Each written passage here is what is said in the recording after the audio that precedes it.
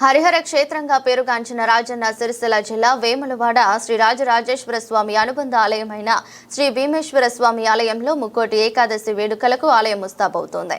రాజన్న ఆలయం అభివృద్ధిలో భాగంగా స్వామివారి ముక్కోటి ఏకాదశి ఉత్సవాలు ఏకాంతంగా నిర్వహిస్తున్నారు. ఈ మేరకు భీమన్న ఆలయాన్ని రంగురంగులతో అలంకరించారు. పుష్యశుద్ధ ఏకాదశి నాడు ముక్కోటి వేడుకలను నిర్వహిస్తారు. ఏకాదశి రోజు తెల్లవారుజామున శివుని అభిషేకిస్తే అనంతకోటి పుణ్యం లభిస్తుందని పురాణాల ద్వారా తెలుస్తోందని ఆలయ అర్చకులు తెలిపారు.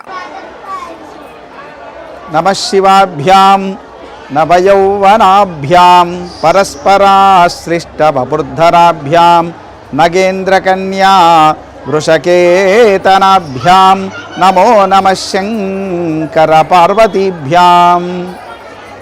దక్షిణ కాశీగా ప్రసిద్ధి చెందినటువంటి వేములవాడ రాజరాజేశ్వర స్వామి వారి యొక్క క్షేత్రంలో రేపటి రోజున ముక్కోటి ఏకాదశి మహాపర్వాన్ని పురస్కరించుకొని స్వామివారి యొక్క ప్రధాన ఆలయంలో ఏకాంతంగా అర్చకులచే స్వామివారి ఆలయంలో ఉదయమే 3 గంటల నుంచి ఆలయ మంగళ వాయిద్యాలతో పాటు సుప్రభాతము, ఆ తర్వాత ప్రాతకాల పూజ అనంతరము అక్కడ ఉత్తర ద్వారం వద్ద స్వామివారికి విశేషమైనటువంటి పూజ స్వస్తి కార్యక్రమాన్ని ఏకాంతంగా నిర్వహిస్తూ, అలాగే భక్తుల సౌకర్యార్థం, అలాగే పురజనుల పట్టణ జనుల సౌకర్యార్థం పర్వాన్ని పురస్కరించుకొని స్వామివారి యొక్క ఉత్సవమూర్తులను మన అనుబంధాలైనటువంటి భీమేశ్వర స్వామివారి యొక్క ఆలయంలో ఉదయమే ఆలయ శుద్ధి అనంతరము ప్రాతకాల పూజ నిర్వహించి భీమేశ్వర ఆలయంలో స్వామివారిని పల్లాకి సేవ ద్వారా ఉత్తర ద్వారమందు స్వామిని దర్శించుకోవడం, అలాగే పెద్ద సేవ అంబారి సేవను అధిరోహించేసి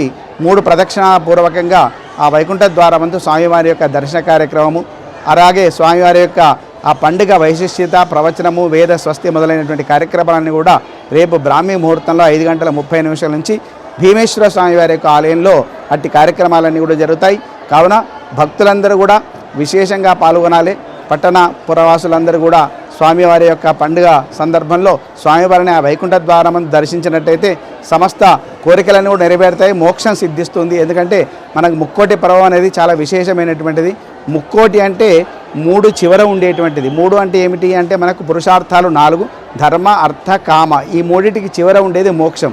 కాబట్టి ఆ వైకుంఠ ద్వారమందు ఎవరైతే నారాయణమూర్తిని దర్శిస్తారో సేవిస్తారో వారందరికీ మోక్షం సిద్ధిస్తుందని చెప్పి మనకు శాస్త్రం చెప్తుంది. కాబట్టి మన క్షేత్రం హరిహర క్షేత్రం కాబట్టి హరిహరని ఇరువురిని కూడా ఆ వైకుంఠ ద్వారం దర్శించుకునేటువంటి మహద్భాగ్యం మనందరికీ కూడా ఉంది. కాబట్టి రేపటి రోజున స్వామివారి భీమేశ్వరాలయంలో విశేషంగా ఆ పండుగను అందరం కూడా చక్కగా శాస్త్రోచితంగా జరుపుకొని స్వామివారిని దర్శించి తరించవలసిందిగా కోరుచున్నాము. స్వస్తి.